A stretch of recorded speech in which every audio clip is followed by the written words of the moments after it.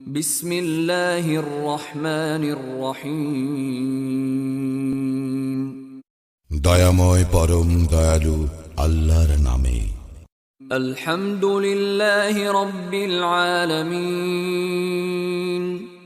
সকল প্রশংসা জগৎ সমূহের প্রতিপালক আল্লাহরই। আর রহমানির রহিম। যিনি দয়াময় পরম দয়ালু। মালিক ইয়াউমিদ্দিন।